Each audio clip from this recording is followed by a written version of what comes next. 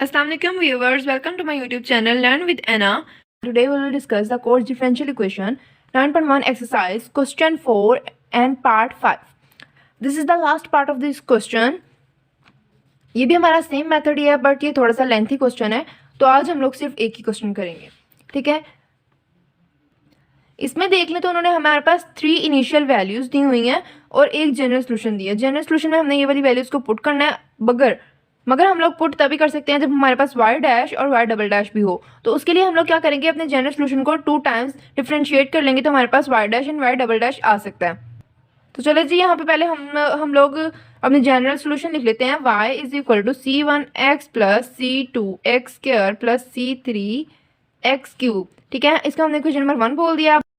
अब हम लोग क्या करेंगे, इसका differentiate with respect to x करेंगे. Differentiate with respect to x, तो यहाँ पे हमारे पास y dash is equal to, इधर हमारे पास इसका डिफरेंशिएट क्या आएगा, तो यहाँ पे हम लोग c1 को एज अ कांस्टेंट लेंगे और c1 हमारे पास एज इट इज रहेगा. x का डेरिवेटिव हमारे पास 1 होता है तो हमारे पास लिखे ना लिखें, इट्स अप टू यू. तो यहाँ पे c2 हमारे पास आएगा एज इट इज ही, क्योंकि हमारे पास एज अ कांस्टेंट कंसीडर कर रहे हैं. तो x स्क्वायर का डेरिवेटिव हमारे पास क्या आएगा, पार शुरू में पार में से एक कम 2x आ गया, प्लस c3 हमारे पास एज इट इज आएगा और इधर भी हमारे पास पार शुरू में पार में से एक कम. ये अब हम इसको थोड़ा सा अरेंज करके लिख लेते हैं. हमारे पास क्या आएगा, y dash is equal to c1 plus 2x c2 plus 3c cube x square. ठीक है, अब इसको हम लोग इक्वेशन नंबर 2 बोल लेते हैं अपनी, और इसका again differentiate with respect to x कर लेते हैं.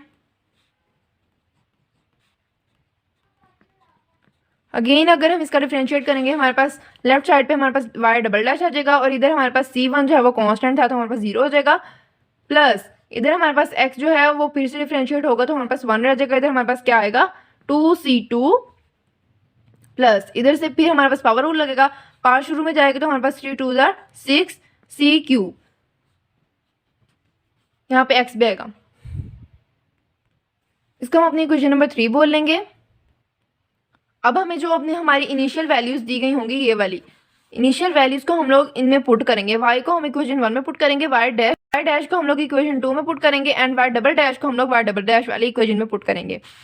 इधर हम लोग लिख लेते हैं, now put y into 2 is equal to 0 at क्या होगा, x इज इक्वल टू 2 और y हमारे पास 0 इन इक्वेशन 1 में पुट करेंगे हम लोग.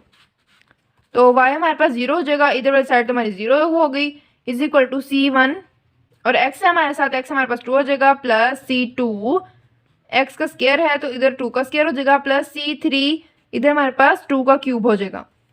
ठीक है, इधर हमारे पास क्या आएगा, 0 is equal to 2c1 plus 4c2 plus 2 का क्यूब हमारे पास 8 आता है तो 8c क्यूब. अब हम जरा अपनी क्वेश्चन पे गौर करें, तो तमाम वैल्यूज में हमारे पास 2 है तो हम लोग 2 से इसको डिवाइड कर देंगे, डिवाइडेड बाय 2. ठीक है, तो इधर वाली साइड पे हमारे पास क्या आ जाएगा, c1 plus 2c2 plus 4c3 is equal to 0. इसको हम लोग अपनी इक्वेशन नंबर 4 बोल देंगे और अब हम लोग y डैश की वैल्यू पुट करेंगे y डैश वाली इक्वेशन में.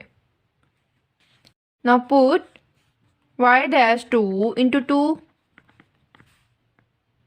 at x is equal to 2 and y is equal to 2 in equation 2. Equation 2 में जब हम पुट करेंगे हमारे पास लेफ्ट साइड पे 2 आ जाएगा, is equal to c1 plus 2c2 into 2 plus 3c3 और x की जगह पे हमारे पास 2 का स्क्वायर. इसको थोड़ा सा अरेंज करके लिखेंगे तो हमारे पास क्या आएगा, 2 is equal to c1 plus 4c2 plus इधर हमारे पास इसका 4 आ जाएगा, 4 को अगर हम 3 से मल्टीप्लाई करेंगे तो हमारे पास यहाँ पे 12 आ जाएगा, c क्यूब इंटू 5. इसको अब हमने अपनी इक्वेशन नंबर 5 बोल दिया है. अब हम लोग क्या करेंगे, y डबल डैश की वैल्यू को y डबल डैश वाली इक्वेशन में पुट कर देंगे. Now put y double dash 2 is equal to 6 at x is equal to 2 and y is equal to 6 in equation 3. ठीक है, इक्वेशन 3 पे जब हम लोग पुट करेंगे हमारे पास क्या आएगा, लेफ्ट साइड पे तो हमारे पास y इज इक्वल टू 6 हमारे पास आ जाएगा ना, इज इक्वल टू हमारे पास क्या आएगा, 2 into c2 plus 6c3 into 2। तो इसको हम लोग देखें तो क्या आएगा, 6 is equal to 2c2 plus 12c³ देखिए तो इस सब में से 2 कॉमन आ रहा है ना, तो हम लोग क्या करेंगे, डिवाइडेड बाय 2। ठीक है, इधर वाली साइड पे हमारे पास 3 आ जाएगा और इधर हमारे पास c2 प्लस 6c³। इसको हम लोग अपनी इक्वेशन नंबर 6 बोल देंगे। अब हम लोग जरा देखें तो अगर हम अपनी इक्वेशन 4 और इक्वेशन 5 को सब्ट्रैक्ट करते हैं तो इसमें से हमारे पास जो c1 है वो कैंसिल आउट हो जाएगा और हमारे पास c2 और c3 रह जाएगा। तो चलिए जी हम लोग पहले ये करते हैं, ये स्टेप हम लोग करने के बाद देखते हैं कि क्या आता है। इधर हम लिख लेते हैं सब्ट्रैक्टिंग इक्वेशन 4 एंड 5। तो यहाँ पे ये हमारी 4 और 5 इक्वेशन को मैंने लिख लिया है। अब हम क्या करेंगे, सब्ट्रैक्ट कर रहे हैं तो हम लोग यहाँ पे माइनस का साइन लगा देंगे, यानी अपने वैल्यूज को चेंज कर लेंगे। ये हमारे पास कट ऑफ हो जाएगा और ये हमारे पास क्या आएगा, 2c2 और नीचे हमारे पास क्या आएगा प्लस, ये हमारे पास माइनस होके 8 हो जाएगा, c³ इज इक्वल टू ये ऐड होके 2 आ जाएगा। अब हम लोग क्या करेंगे, यहाँ से हम लोग डिवाइड करवा सकते हैं ना 2 के साथ, क्योंकि तीनों में 2 हमारे पास है। हम लोग क्या करेंगे, डिवाइडिंग बाय 2, इधर हमारे पास क्या आ जाएगा, c2 plus 4c³ is equal to 1। ठीक है, इसको हमने अपनी इक्वेशन नंबर 7 बोल देना है। अब हम लोग क्या करेंगे, अपनी इक्वेशन नंबर 7 और ऊपर जो इक्वेशन नंबर 6 है इनको हम लोग सब्ट्रैक्ट करवा देंगे, तो हमारे पास c2 जो है वो भी कैंसिल आउट हो जाएगा और c3 की हमारे पास वैल्यू आ जाएगी। हम लोग यहाँ पे क्या लिखते हैं, सब्ट्रैक्टिंग इक्वेशन 7 एंड 6। ठीक है, तो यहाँ पर मैंने इनको भी अरेंज करके लिख लिया। अब हम इसका साइन चेंज करेंगे और ये हमारे पास कैंसिल आउट हो जाएगा। इधर हमारे पास क्या आएगा, 2c³ इज इक्वल टू, ये हमारे पास 2 हो जाएगा और हमारे पास यहाँ से c3 की वैल्यू निकल सकती है।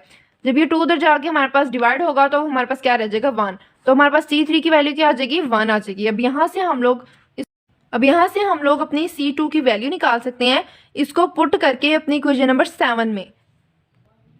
Now we can write here, put c3 is equal to 1 in equation 7। तो हम अपनी इक्वेशन नंबर 7 में पुट करेंगे तो हमारे पास क्या आएगा, c2 प्लस 4 और c3 की जगह पे हम लोग 1 जब पुट करेंगे इज इक्वल टू 1। ठीक है, अब हम लोग क्या करेंगे, c2 इधर रहने देंगे और ये हमारे पास 4 ही रहेगा, ये उधर जाके माइनस में हो जाएगा। तो हमारे पास क्या आएगा, 1 minus 4 c2 is equal to -3। हमारे पास -3 आ गई c2 की वैल्यू। अब हम लोग c2 की और c3 की वैल्यूज को पुट करेंगे अपनी इक्वेशन नंबर 4 में, तो हमारे पास c1 की वैल्यू आ जाएगी। Put c2 is equal to -3 and c3 is equal to 1 in equation 4। Equation 4 को हम यहाँ पे दोबारा लिख लेते हैं। तो ये हमारे पास अपनी इक्वेशन नंबर 4, हम लोग इसमें जब पुट करेंगे वैल्यूज को, प्लस c2 की जगह हमारे पास आ जाएगा -3 प्लस 4 c3 की जगह हमारे पास आ जाएगा 1 इज इक्वल टू 0। अब हम लोग जरा देखें c1, ये हमारे पास ये c1 तो एज इट इज रहेगा, ये हमारे पास मल्टीप्लाई होकर -6 हो जाएगा प्लस 4 इज इक्वल टू 0। तो इधर हो जाएगा हमारे पास c1 -2 इज इक्वल टू 0। हमारे पास c1 की भी वैल्यू आ गई है इज इक्वल टू 2। अब हम लोग क्या करेंगे, c1 c2 एंड c3 की वैल्यू को हम लोग इक्वेशन 1 में पुट कर देंगे। Put c1 is equal to 2, c2 is equal to -3 and c3 is equal to 1 in equation 1। तो इक्वेशन 1 में हम लोग जो वैल्यूज पुट करेंगे हमारे पास क्या आएंगी, 2x - 3x² प्लस x³। ये हमारे पास आंसर आ गया है। This is the answer to this question. I hope you all understand this question. Please like this video and don't forget to subscribe the channel. Thanks for watching.